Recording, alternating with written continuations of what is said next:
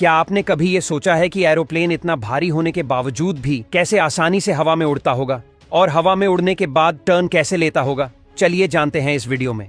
आज के जो मॉडर्न एयरक्राफ्ट है जिनका वजन 400 से 600 टन तक होता है और यह इतने भारी वजन को लेकर आसानी से उड़ जाते हैं, लेकिन इनके पीछे जो इनकी उड़ने की प्रोसेस होती है वह बहुत ही कॉम्प्लेक्स प्रोसेस होती है और जो पायलट होता है उसकी बहुत ही ज्यादा रेस्पॉन्सिबल जॉब होती है। एयरप्लेन में सबसे पहले हम यह जानते हैं कि यह एयरप्लेन हवा में कैसे उड़ता है। एयरप्लेन को हवा में उड़ने के लिए मैनुअली 4 चीजों का सामना करना पड़ता है और यही एयरप्लेन को हवा में उड़ाते हैं। नंबर 1 है थ्रस्ट, नंबर 2 है ड्रैग, नंबर 3 है वेट और नंबर 4 है लिफ्ट। सबसे पहले थ्रस्ट को समझते हैं। थ्रस्ट इंजन से क्रिएट होता है और एयरप्लेन के दोनों साइड विंग पर 2 इंजन लगे रहते हैं और यदि कोई बड़ा एयरप्लेन है तो ज्यादा इंजन भी लगे रहते हैं। एयरप्लेन का इंजन हवा को आगे से खींचता है और हवा को कंप्रेस करके पीछे की तरफ स्पीड में छोड़ देता है और बदले में हवा इंजन को आगे की तरफ फोर्स लगाती है, जिससे हमारा एयरप्लेन आगे बढ़ता है और यही न्यूटन का 3rd लॉ ऑफ मोशन है।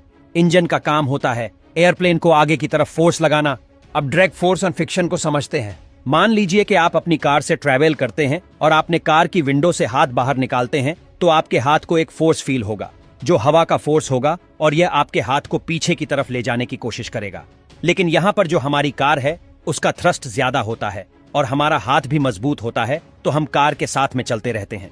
लेकिन सोचो, यदि हमारी कार की स्पीड 300 किलोमीटर प्रति आवर्स है तो उस कंडीशन में यदि हम कार से हाथ बाहर निकाले तो हवा का इतना ज्यादा ड्रैग फोर्स लगेगा कि हमारा हाथ टूट जाएगा और ऊपर से यदि इतनी स्पीड में कार चल रही है तो आग भी लग सकती है। क्योंकि आपने देखा होगा कि जब कोई एस्ट्रॉयड टूटता है तो जब वह हवा में स्पीड में ट्रैवल करता है तो फ्रिक्शन की वजह से उसमें आग लग जाती है और वह हमें चमकता हुआ दिखाई देता है। तो ऐसा इस एयरप्लेन में भी हो सकता है।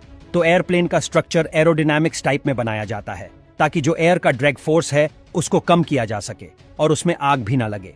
अब बात करते हैं वेट और लिफ्ट फोर्स की। जब एयरप्लेन का लिफ्ट फोर्स उसके वेट से ज्यादा होगा तभी एयरप्लेन हवा में उड़ पाएगा। उसके लिए एयरप्लेन के जो विंग होते हैं वह जिम्मेदार होते हैं। एयरप्लेन के विंग ही लिफ्ट फोर्स प्रोवाइड करवाते हैं। अब हम इस लिफ्ट और वेट को थोड़ा आसान भाषा में समझते हैं। ये जो एयरप्लेन होता है इसके विंग और इसके जो पीछे की टेल होती है ये मूविंग पार्ट होते हैं। ऐसा नहीं है कि इनका स्ट्रक्चर एकदम फिक्स होता है। इन्हीं को एडजस्ट करके एयरप्लेन टेक ऑफ करता है और लैंड करता है।